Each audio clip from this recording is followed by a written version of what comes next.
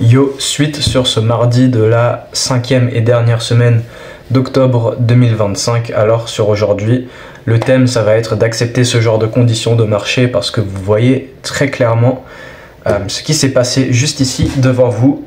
Je me suis fait Didi Grab, ok, ça arrive. Très bon à setup, forcément parce que je l'ai pris, sinon je l'aurais pas pris. Mais il y a un élément, je vais vous expliquer après plus en détail. Il y a un élément que j'ai en compte dans mon expérience qui est de trader contre de la basse résistance. Et dans ce genre de cas, je ne prends pas le trade et la plupart du temps, ça me fait éviter une perte. Et ça a été un de ces scénarios et je l'avais vu. En étant dans le trade, je ne l'avais pas vraiment vu en entrant dans le trade, mais j'ai eu masse opportunité pour sortir au break-even. Et pendant le trade, c'était ok, si c'est maintenant ou jamais de sortir au break-even du trade parce qu'il y a cet élément que j'aime pas. Est-ce que je vais garder le trade ouvert, oui ou non? Moi, j'ai décidé de le garder ouvert parce que, ok, moi je voyais le prix se dérouler et aller petit à petit vers la DOL, la ERL pour faire ce MMBM parce que le setup c'est tout simplement IRL vers ERL. Sweep interne, SMT divergence, support sur le haut de la journée précédente, inversion du mouvement de manipulation. Sur le 1 minute, premier un peu serré, mais je voulais voir plus. Puis après, on a eu CSD sur le 3 minutes. Par là, ça, c'était pas très joli sur le moment, mais par la suite, on a eu 5 minutes. Et ouais, donc je suis entré. Bon setup. Et alors, ce que je disais, c'était que je devais faire ma décision sur le moment. Pardon, excusez-moi pour ça. Sur le moment, je me disais, ok, soit je sors au break-even parce que je trade contre de la basse résistance. Je vais vous montrer plus correctement après. Bon là, vous voyez ça quoi. C'est visuel en fait. Je peux pas décrire avec des mots, c'est visuel, c'est mon expérience. Là, je sais qu'il y a un truc. Je sais qu'il y a un truc derrière ça. Je peux pas vraiment le dire, mais je sais qu'il y a un truc derrière ça. Vous voyez genre. Ce genre de choses, ça là. Vous pouvez voir, ouais, je vois, il y a quelque chose derrière ça. Surtout quand on regarde le 1 minute. Alors, du coup, vu que le thème d'aujourd'hui, ça va être d'accepter ce genre de conditions, un peu méchantes. Parce que, voilà, le market open, c'est ici, on fait ça, on arrive là, en mode, là, c'est une vidéo. Oui, c'est une vidéo. Mais dites-vous, sur le moment, sur chaque bougie individuelle sur le 1 minute, je peux vous garantir que avoir la patience sur ça, c'est du coup ce qui est demandé en tant que trader, c'est ce qu'il faut pour être rentable, mais la plupart des gens ne vont juste pas pouvoir tenir devant ça. Ok, on arrive petit à petit, on forme le modèle. Mais là, même une fois que, voilà, moi, ma première confirmation, forcément, le dernier mouvement de manipulation, ici, bam, on inverse. Trop serré, contre ce gap, contre ce mouvement baissier, j'aime pas trop, je veux voir plus. Après, on a eu CSD 3 minutes, par-dessus ça, en gros, ouais, pour faire simple, c'est le passage au-dessus de ça, puis j'ai acheté. Mais entre-temps, regardez, avant-arrière, avant-arrière, avant-arrière, avant-arrière, méga basse résistance. Mais moi, ce que je vois sur le moment, c'est que en fait, le prix, il va pas passer sous ça et que petit à petit, en allant vers la macro de 11 heures, on va petit à petit envelopper. Et moi, j'utilisais le fait que c'est déjà une journée avec du price action très lent. Donc, je prends ce qui est en train de se passer et je le réplique à ce qui se passe et que je veux pas me faire piéger par le fait que je veux fermer ce trade, mais que pour moi, le price action allait quand même se faire petit à petit, chaque chose en son temps, mais de façon lente. Ça va pas le faire directement, comme ce genre de journée où le price action, il est propre, mais il va se faire lentement, mais très lentement. Et moi, je voyais ça. Et que j'avais toutes les opportunités du monde de sortir au break-even. Et ce que je me disais aussi, c'était tout simplement, est-ce que si je sors au break-even et que le trade, il fait ce que c'est que je voulais qu'il fasse de base, est-ce que je vais me sentir mal et est-ce que je vais dire que c'est un trade raté? La réponse était oui. Donc qu'est-ce que je vais faire? Je ne vais pas sortir au break-even. Alors, bon setup, hein, je voulais montrer, pour ceux qui connaissent mon modèle, j'ai même pas besoin d'expliquer, ok. 1 heure, IOFED H1, support sur le haut de la journée précédente. IOFED H1 avec IRB, bonne clôture H1. Pour moi, le billet, c'était qu'on ouvre la nouvelle, celle de 11 heures, et on fait le MMBM sur la bougie de 11 heures ou alors sur la bougie de 12 heures. On prend ces deux bougies pour faire le MMBM, soit celle-ci ou soit celle-ci plus celle-ci. Mais ce que je m'y attendais pas, c'était pas que on remanipule et on dépasse le bas de 10 heures. Et au final, c'est ce qu'on a fait. On a eu une dernière manipulation à l'intérieur de toute cette rangée dans laquelle on était au moment de notre trade. Dernière manipulation, on sweep le bas de 10 heures, le bas de la bougie horaire de 10 heures, hors macro, aléatoirement, et c'est ce que je disais au début de la semaine, c'est une de ces semaines où fondamentalement et tout ça, ceux d'en haut, ils vont un petit peu profiter pour faire des injections de volatilité par-ci par-là, à partir de nulle part, et faire des conditions vraiment pas ouf pour faire sortir tout le monde, parce que là vraiment, gagner sur une journée comme ça, c'est très compliqué. Là, gagner à la vente, c'est chaud, et gagner à l'achat, c'est un peu chaud, parce que là, le prix se retourne, il fait ce qu'il a à faire pour monter là-haut, normalement, mais là il fait ça, et puis dernièrement, une dernière fois, bam, il liquide ce bas pour ensuite y aller. Et là je me suis fait Didi, grab là, et je suis pas rentré une seconde fois. J'aurais pu entrer une seconde fois sur le re-sweep, re-inversement ici du mouvement de manipulation pour ensuite y aller, mais je l'ai pas fait parce que je voulais pas, je voulais accepter la perte. Et que même avec les conditions, à tout moment, on sweep là-haut pour ensuite redescendre. On sweep d'un côté pour sweeper de l'autre et pour ensuite... Je sais pas moi, là, à ce point-là, c'était vraiment... Je savais même plus ce qui allait se passer tellement c'était n'importe quoi. Donc voilà, aujourd'hui, c'est une de ces journées un petit peu méchantes. Pour moi, la seule erreur que j'ai fait aujourd'hui, c'est que j'avais complètement pas vu, j'avais complètement pas du tout vu qu'on était la journée de pré-FOMC. Et que ce genre de journée, les journées pré, les grands 3, pré-CPI, la journée pré-CPI, pré-NFP et pré-FOMC, je m'autorise à les trader, mais uniquement si j'ai un très bon A-setup à haute probabilité. Au final, voilà, j'ai fait une erreur, mais l'erreur, elle se fait comme si c'était, oui, il faut être responsable, faut se tenir responsable, mais c'est comme si ça n'existait pas vraiment, cette erreur que j'ai fait, parce que dans tous les cas, j'ai fini par prendre un A-setup pour moi. Mon entrée était sur le passage au-dessus, ici, en CSD, ici 3 minutes. Donc forcément, il y a les préconfirmations à l'intérieur de ça. La SMR s'est fait sur une IPDA time à 45, à 10h45. Et puis par la suite, on a eu le MSS du dernier mouvement de manipulation. Mais je voulais pas acheter contre ça, c'est un petit peu trop serré. Je vais attendre le passage plus au-dessus du mouvement baissier dernier général. Et puis sur le 3 minutes, on a eu ce CSD total. Petit retour, j'achète. Stop loss au niveau de la mèche. Ce point-là, il est censé être protégé. Je suis en train d'acheter pour billets. Je suis en train de trader avec les bougies horaires et la bougie H4 qui pour moi allait aller plus haut parce que sur le moment, forcément, elle est ici. Elle termine par clôturer là. Et je trade donc avec la bougie H4 et avec la bougie H1 qui pour moi, celle-ci, le bas a été print dans le gap H1, IO Fed. Et puis sur la prochaine bougie horaire, on monte et on fait le MMBM. Mais au final, voilà, on a eu une rangée du price action super méchant. Dernier sweep du bas de l'horaire précédente pour ensuite y aller enfin en sortant de ma position, même en ayant le SL tout en bas ici à la SMR qui pour moi était la SMR. On la sweep pour faire la vraie et y aller. Et voilà, c'est une journée un peu malheureuse. Sinon, à part ça, la chose que je n'aimais pas, que j'aimais pas, c'est regarder ça. Regardez ça. On passe en dessous ici. Le M15, c'est pas un sweep parce qu'on a une clôture en dessous. On est toujours à l'intérieur du gap M15, mais on passe en dessous de ce point qui a respecté ce gap M15. Donc ça peut être une pré-indication que là, forcément, tout est aligné bullish et on a donc fait cette continuation de l'alignement bullish. Mais moi, je voyais toujours une chance à ce que ici, on a lancé une baisse pour faire une MMSM vers toute cette liquidité à basse résistance, sans compter tout ça qu'on a généré. Mais même sur le retournement lui-même, je connais, je sais pas comment je peux expliquer, encore une fois, c'est l'expérience à ce point-là, c'est l'intuition. Je connais ce genre de retournement, je les ai déjà vus. Là, on génère de la liquidité à basse résistance.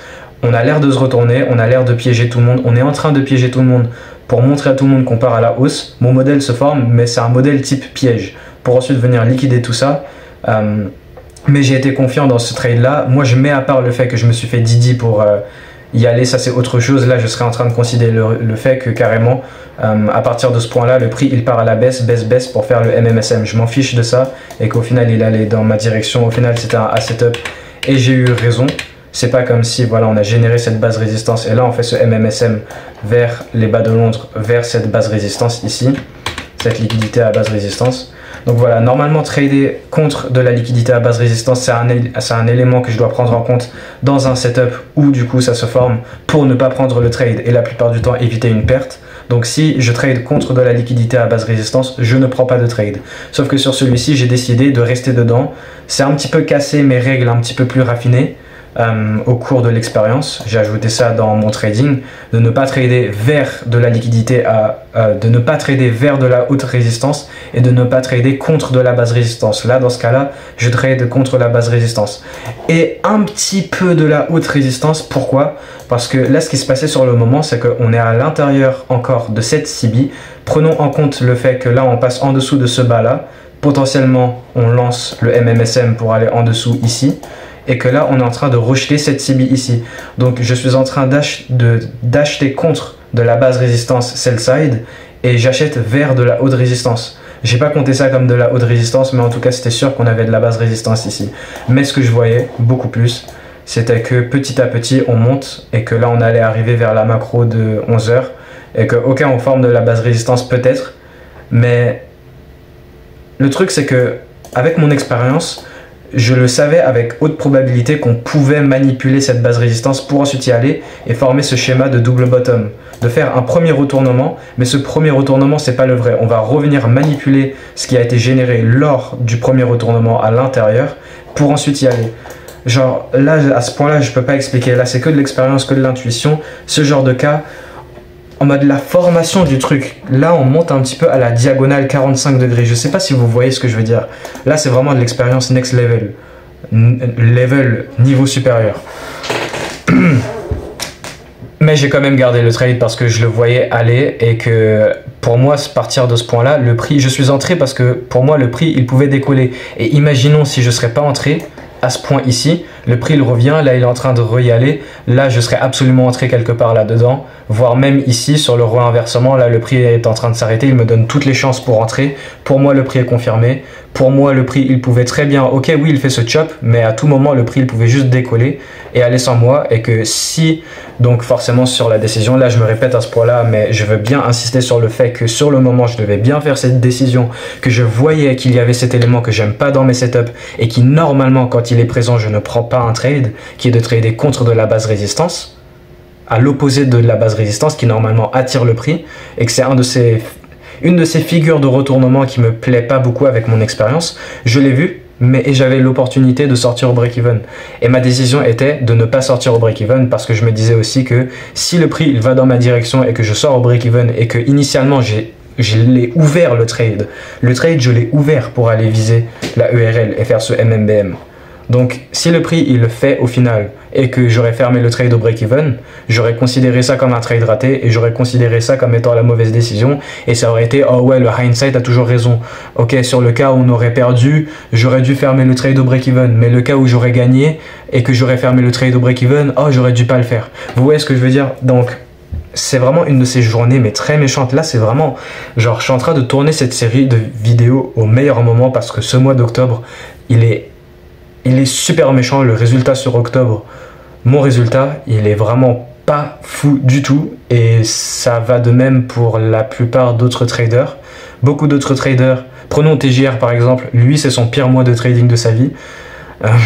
Après on s'en fiche de ce que font les autres, mais généralement sur ce mois d'octobre ça a été des conditions plutôt méchantes. Il ne faut jamais blâmer les conditions de marché et trouver ça comme une excuse pour le manque de bonne performance en trading, mais c'est une vraie chose que le fait que ce mois d'octobre a été plutôt méchant. Et débuter ce mois de vidéo par hasard, ça a tombé sur ce mois en particulier où je commence cette série de vidéos sur un des pires mois de trading existants et que je montre vraiment des choses tellement plus avancées, la prise de décision, faire les bonnes décisions, ne pas profiter du hindsight et dire ça et ça et ça et se faire des excuses, et de bien savoir ce que c'est qu'on fait, de faire les bonnes choses, de ne pas rater des setups, de ne pas prendre de mauvais setups, de faire les bonnes décisions, et de pouvoir accepter, parce que là sur ce genre de journée, il y en a juste, ils vont perdre celui-là, ok, on vient, on me sweep, on sort mon stop loss, on a cette deuxième manipulation pour me sortir, pour ensuite re-inverser. Donc qu'est-ce que quelqu'un va faire? Il va rentrer. Ok, sur ce cas-là, il aurait gagné, il aurait rattrapé la perte précédente, mais sur d'autres scénarios, ça ne sera pas toujours aussi gentil, ça ne sera pas toujours le cas. Et sur ce genre de journée, Il y en a, ils vont juste tilter. Il y en a, ils vont tilter. Et ils vont faire n'importe quoi et ils vont cramer leur compte. Et au final, j'ai commencé cette série de vidéos sur ce mois d'octobre qui n'a pas été très fou, par chance en réalité, parce que là je suis en train de montrer qu'est-ce que sont toutes les meilleures choses, tout ce qu'il faut pour pouvoir faire un bon trading ce mois d'octobre. Et si tu es capable d'être discipliné, de faire le bon trading sur un mois comme celui-ci, quand les conditions seront bien alignées, bien parfaites, bien super, là ça va juste être explosif et être gagnant et faire les bonnes choses et rester discipliné et ne pas faire d'erreur sur un mois comme celui-ci et de pouvoir supporter des journées comme ça. Si on est capable de faire ça, les conditions, les journées où tout est super bien aligné, les conditions sont très bonnes, eh bien ça sera facile. Alors ouais, j'ai fait cette série, je fais cette série de vidéos sur ce mois qui est vraiment pas mal méchant. Mais il y a énormément de super choses, mais à une profondeur, à un niveau de profondeur qui se trouve vraiment rarement sur YouTube. Parce que ouais, ok, il y a tout pour se créer un modèle. Là, je suis en train de me répéter un petit peu ce que je disais hier. Mais il y a tout pour se faire un modèle, pour se faire une stratégie gagnante. Mais pas vraiment de quoi pouvoir maîtriser et surmonter toutes ces petites choses. Parce que genre, ce jeu, en fait, le trading, c'est fait tellement bien. Tout est tellement fait pour que tu perds. Tout est fait pour que tu perds, c'est incroyable.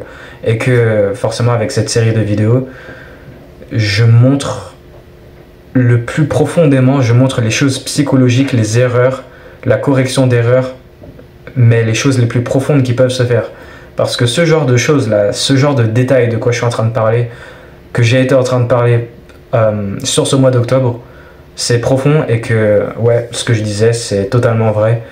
Que si on fait vraiment bien les choses, on fait tout super bien sur un mois comme celui-ci, les bons mois de trading, ils vont juste être super faciles et ils vont être explosifs avec des super résultats. Et voilà pour la journée d'aujourd'hui, voilà pour le thème d'aujourd'hui, de pouvoir accepter ce genre de conditions et pas que ça nous monte à la tête et qu'on termine par faire de la merde. Voilà, j'ai pris une perte, mais ça a été un bon setup. J'ai eu raison sur la direction, mais c'est entre le point d'inception et le point de terminus que le prix entre temps il a tout fait pour baiser vers le haut et baiser vers le bas pour au final aller vers la direction, et c'est une de ces journées choppy. Il y a juste à regarder le 1 minute en mode moi vraiment j'étais en train de rigoler premier degré. On est là sur le market open, regardez le S&P 500, le market open il est ici, il fait ça là là là là là là là là là là là. Regardez le Nasdaq, regardez ça. Que ça soit à la vente ou à la baisse, c'est super dur de gagner aujourd'hui, à part si tu es ce genre de trader qui prend vraiment des tout petits bouts du gâteau, des petits mouvements, des genre 10, 20 pips, des 30 pips. Mais moi je suis pas ce genre de trader, moi mon modèle c'est principalement pour suivre un mouvement général sur une journée de day trading. Dans ce cas là qui est de suivre cette hausse sur aujourd'hui, mais que je me suis fait sortir Didi pour ensuite y aller. Et voilà pour la journée d'aujourd'hui, voilà pour le thème d'aujourd'hui. Accepter ce genre de conditions et de toute façon, écoutez, tant qu'on fait tout bien, on prend nos assets up, on respecte le plan de trading, on fait tout parfaitement, on fait ce bon trading, tout est bon. Oui, ok, il va y avoir des journées perdantes, mais sur le long terme, ça va s'accumuler sur du gain. Et si non, et si imaginons dans le pire des cas c'est non, le pire qui puisse arriver c'est de devoir faire du raffinage. C'est le pire qui puisse arriver. Donc au final, le pire qui puisse arriver c'est rien. Voilà pour la vidéo d'aujourd'hui. Je suis le GOAT. Allez, salut, on se verra pour la suite.